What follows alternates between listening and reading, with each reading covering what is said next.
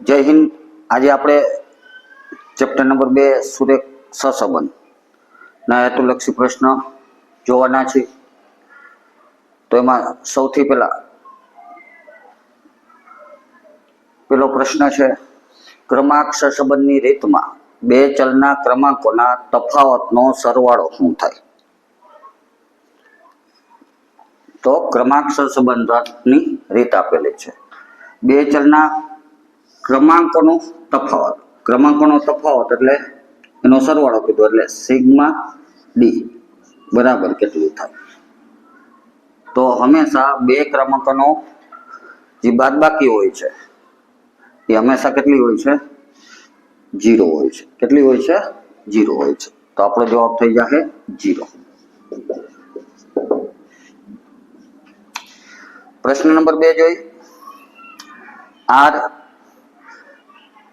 x minus x અને બીજો ચલ y બરાબર -0.5, એટલે કે સહસંબંધાંક -0.5 આપેલો છે ને r ચલ x પ્લસમાં આપેલો છે, y માઇનસમાં, તો એની કિંમત કેટલી થાય? તો જુઓ, x માઇનસ છે, y પ્લસ છે, જવાબ છે -0.5. અહીંયા x પ્લસ છે અને y માઇનસ છે, તો r x માઇનસ y બરાબર -0.5 જ થશે.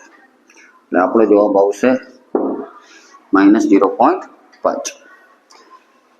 કેમ કે ઓછે વત્તે ઓછા ને અહીંયા એમ જ થશે, વત્તે ઓછે ઓછા થશે, એટલે ઓછા 0.5 આવશે, એટલે કે -0.5 આવશે.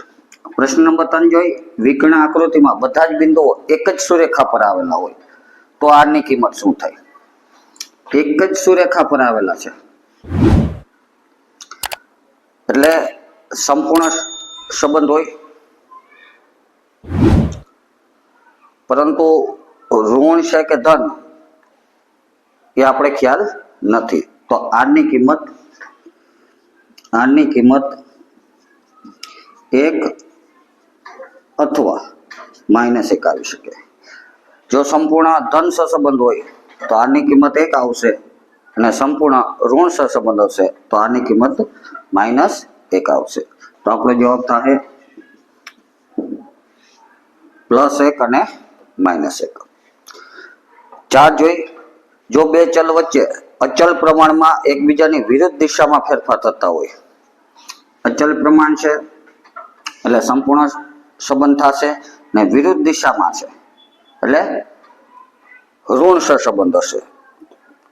તો ફેરફાર થતા હોય તો બે ચલ વચ્ચે કેવા પ્રકારનો સહસંબંધ હશે? તો જવાબ આવશે અચલ પ્રમાણ છે એટલે સંપૂર્ણ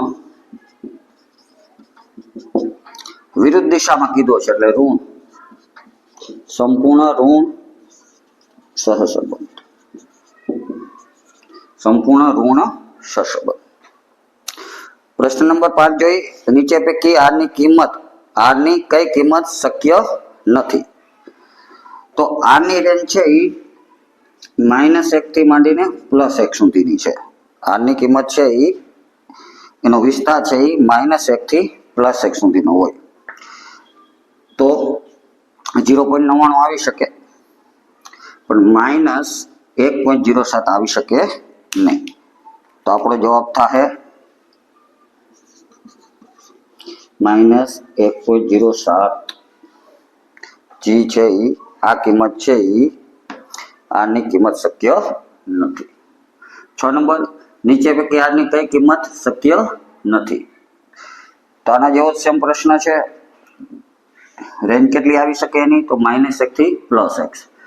તો પેલું છે 0.999 આવી શકે, -1.090 તો એ આવી શકે નહીં. તો આપણો જવાબ થઈ જશે -1.090 આવી શકે નહીં. 7 નંબર. સહસંબંધક r નો વિસ્તાર શું છે? સહસંબંધક r નો વિસ્તાર તો -1 less than or equal to r less than or equal to 1. તો એનો શું થઈ ગયો? વિસ્તાર. એટલે કે r ની કિંમત -1 કે તેથી મોટી અને 1 કે તેથી નાની હોઈ શકે. તો એનો વિસ્તાર હતો તો રેન્જ થઈ ગઈ. 8 નંબર જોઈ, જ્યારે કોઈ વસ્તુના ભાવ સ્થિર હોય ત્યારે તે વસ્તુના વેચાયેલી એકમોની સંખ્યા અને તેનાથી આવક વચ્ચે કેવો સંબંધ થશે? તો ભાવ સ્થિર છે એટલે કે ભાવમાં વધારો ઘટાડો થતો નથી.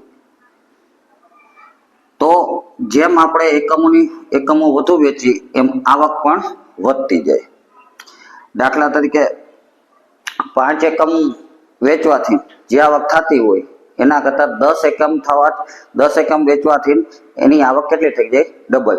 એટલે કે અહીંયા અચળ પ્રમાણમાં વધારો થાય છે.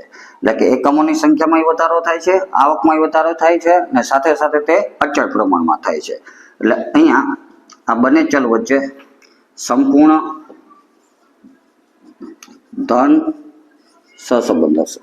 સંપૂર્ણ ધન સહસંબંધ હશે. 9 નંબર જોઈએ, કાર્લ પિયર્સનના સહસંબંધ ગણવામાં ના સૂત્રમાં અંશ શું દર્શાવે છે?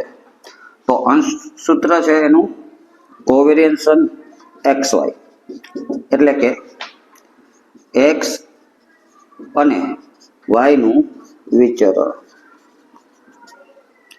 કોવેરિયન્સન XY અથવા તો એને કહેવાય x અને y નું વિચરણ.